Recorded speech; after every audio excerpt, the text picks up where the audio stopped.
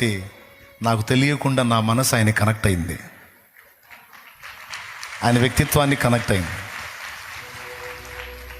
చివరికి ఎలాంటి పరిస్థితి వచ్చిందంటే, ఇంకా నిన్ను వదిలి నేను ఉండలేను ప్రభువా అన్న కాడికి వచ్చింది. నువ్వు చెయ్యకపో, కాపాడుపో, విడిపించకపో, నిన్ను వదిలి నేను బతకలేను ప్రభువా, నా వల్ల కాదు, నన్ను అంత ఆకర్షించావు నువ్వు, నిన్ను వదిలి ఉండలేను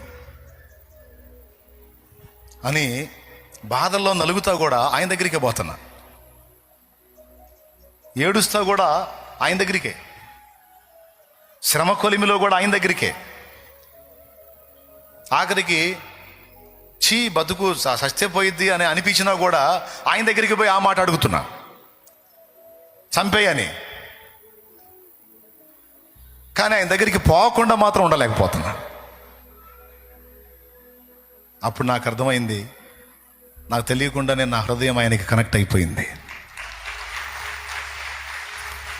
శ్రమల కొలిమిలో కాలినా కూడా వదలకుండా యేసుని హత్తుకొని ఉన్నందున ఇక ఆ తర్వాత దేవుడు తన కార్యాలు వరుసగా జరిగించడం మొదలుపెట్టాడు.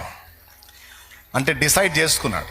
నేను అనుకుంటున్నా, రైట్, వీడు రొట్టె ముక్కల కోసం కాదు, వాటిని బట్టి కాదు, శ్రమ కొలిమిలో కూడా వీడు నన్ను హత్తుకొని ఉన్నాడు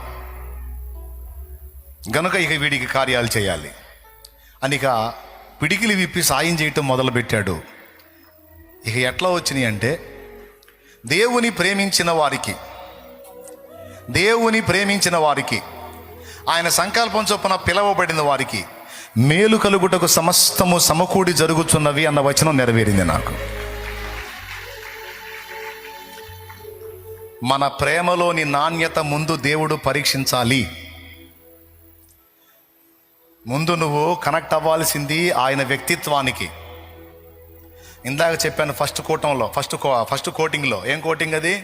వాక్యం కోటింగ్ అన్నమాట. ముందు వాక్యం నీ లోపలికి వస్తే కార్యాలు నీ జీవితంలో జరుగుతాయి అనేది చెప్పా.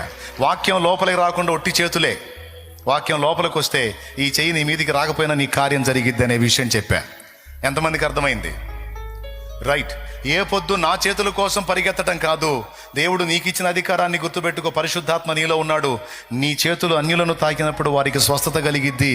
మీరందరూ అలాంటి ఉజ్జీవకర్తలు కావాలి అని నేను మీతో చెప్పా. రెండవది. ఇప్పుడు మూడవది చెప్తున్నా. యేసు ఇచ్చే వాటిని కాదు, యేసునే కనెక్ట్ అవ్వండి.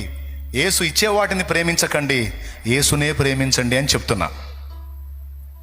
ఎందుకు అలా ప్రేమించడం వల్ల ఏం జరిగిద్దంటే, అగ్ని పరీక్షలలో కూడా నువ్వు ఫస్ట్ క్లాస్లో పాస్ అవుతావు.